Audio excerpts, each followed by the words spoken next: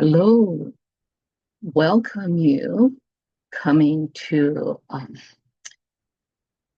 enjoy this story. It's a Canadian, Chinese Canadian, Canadian Chinese, and her story from 2021. Now she's doing well, and I was a couple of days ago and heard her story. Is so touching. So I decided to read it, and I did read in Chinese. Now I use ChatGPT help me to translate to English version, which I intend to share with you. And I also plan to share on the YouTube, which is so many people can read it from there, right? So ChatGPT is a really good thing. So so far you see the picture here is Momo in the red dress, and she's a so beautiful lady. And next to her is a boyfriend Wayne. And the articles wrote in three topic is death, love, rebirth, meeting life again. And I just read it and use first, how to say, it's use the I as the Momo to read through. As I write down this title, I close my eyes. My emotions, which had almost calmed, are once again stirred by those intense memories, chilling, creeping, and unwilling to fade. They drag me back to that near fatal moment I don't want to recall.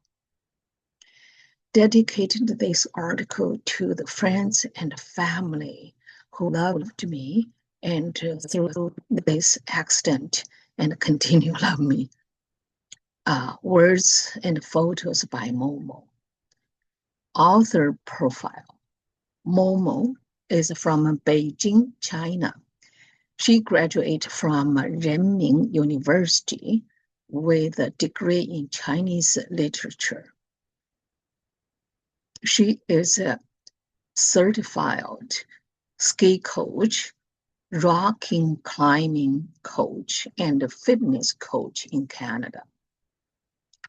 Having engaged in extreme outdoor sports for many years, including triathlons, climbing, alpine ski, and mountaineering. She pursues her health and consistently challenges her limits. Death, falling from 30 meters. It was Sunday, July 4th, 2021, nearly 5 months ago. This article published 2021 December something. Yeah. Now I'm reading to you is August 2nd and 2025. So she's lead us doing the exercises through the online group, and we met, and then I noticed that she do the exercises so professional way, like a personal trainer. So I asked her, then she shared her PDF file. Then I find such beautiful, brave lady. You can see my emotions. It's a show, right? And I really inspired by her. So that's why I translate to English. I want to read to you. Let's start one more time. Here, the topic, death falling from 30 meters. It was Sunday, July 4th, 2021, nearly 5 months ago. I was in an advanced rocking climbing training session. As the leader climbed, I carried dozens of pounds of gear while moving inch by inch on a 30-meter high vertical cliff. The heat, fatigue, and the difficulty pushed my body and mind to the brink. Chalk was no longer helping my sweating hands. In a recessed section of the wall, I was already out of contact with my belayer below, but I was close, less than 2 meters away from the anchor point at the top. You can see this picture. They're very professional. The hiking have all the gears, with the ribs, a rope. Then disaster strike. I had run out of safety bolts. That meant my next move would be risky. But seeing how close I was to the top and confident I could make it, I chose not to ask for gear to be sent up. This picture from PDF file. I took a deep breath and lunged upward. Suddenly, I slipped. It all happened so fast. I was falling. I thought when my belayer would catch me. We had trained for this countless times, but no, my falling didn't stop. God, I kept falling. Then, sensation of free falling is now burned into my memory forever. Absolute terror and helplessness. A bright light flashed in my eyes. I seemed to see fellow climbers next to me, images flashing by. I spread my arms, trying to grab onto something, but the fall continued. I don't know how I landed, face down. My mind was clear, but my chest felt like it had a blunder on it. I couldn't breathe. I thought of Wen. Where was he? I heard yelling, footsteps, someone crying. Oh, a wild animal like howling near me. Coach Brownie Holdings was yelling. 30 meters. She fell 30 meters. 2 climbers injured. Emergency. Then I realized the howling wasn't an animal. It was Win. I didn't know how badly he was hurt, but we were both waiting for rescue. People asked me questions to keep me conscious. I could hear them clearly, but couldn't speak. I felt no pain, just crushing pressure and shortness of breath.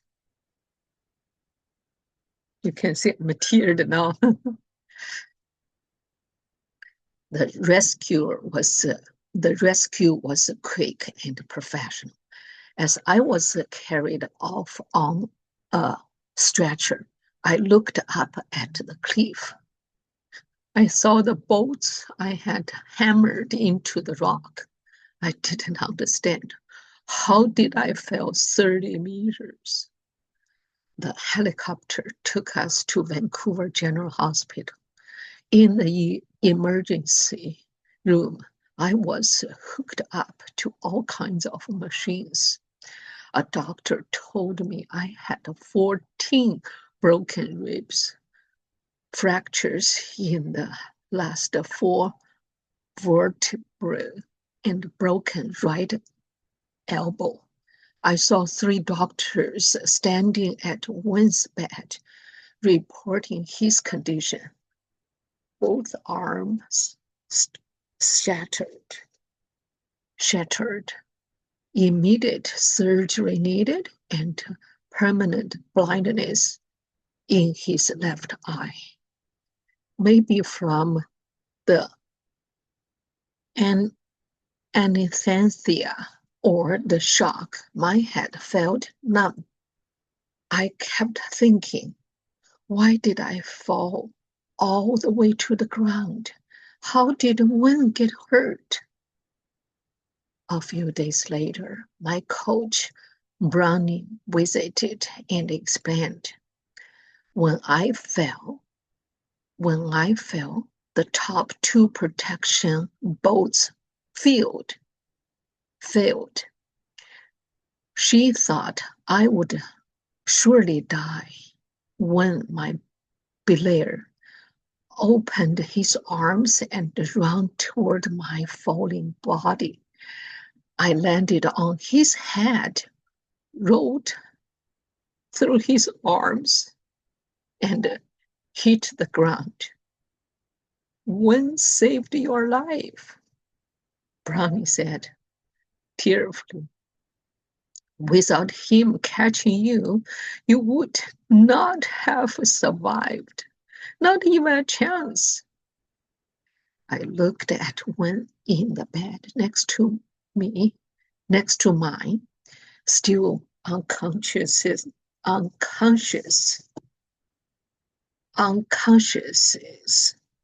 from surgery. His face was swollen and bruised. A deep cracked scar stitched across his forehead. Both arms were thickly bandaged. He looked like a giant puppet. This is the man who saved me with his life. Looking at his battered body, my heart broke. He used to be so handsome. No, now he is even more handsome, isn't he? Part 2. Love. The man who caught me with his life. We met 5 years ago during an outdoor trip. At the time, I was still heartbroken from a past relationship. After such deep, unforgettable love, I had little faith that love would come again. For a long time, I only saw us as adventure partners. He never took care of me like others might expect. Never helped pack my gear, arrange accommodations, or wait for me on the trail. So now you see this behind this 2 figures is a beautiful snow mountain. I don't know where. They climbed so many places. And this is a beautiful Momo in front and Wen is behind. Frustrated, I broken up with him. You don't care about me. Help me or love me, I said. I don't feel safe with you.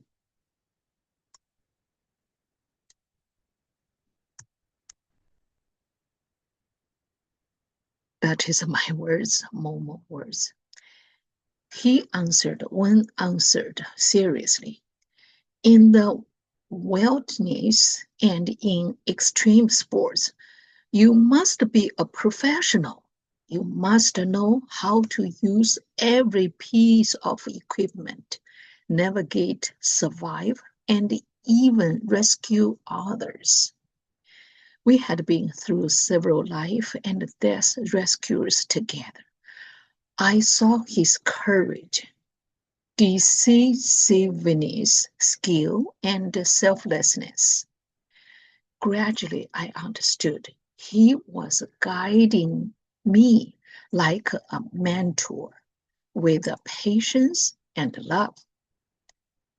Over the years, I grew into an independent, wise, and resilient outdoor enthusiast.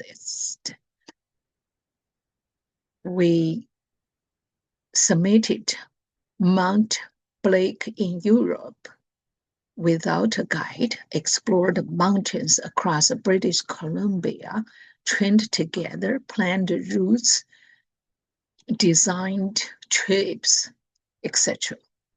Unknowingly, we became not just teammates, but partners in love. Shared passions, extraordinary experiences, and joy bound us together tightly. Shared passions, extraordinary experience, and joy bound us tightly. Now I know security in love doesn't come from dependence, but from mature support and trust, from the ability to protect and help each other when it truly matters, when provide with his actions the selfless nature of true love. He used his life to show me what love should be. Part 3. I'm going to stop here because I'm worried time will be over and YouTube's only can publish 30 minutes. I forgot what time I start. So I will publish this part as part 1. Then I will recording part 3, rebirth, starting again from the beginning. Thank you. Check out the part 2. Thank you for your time and listening. Thank you to share this beautiful story to your friends and family members to help them to be motivated to love and face life bravely each day, every day. My name is Scarlett. I was authorized to read this article by Momo. Thank you.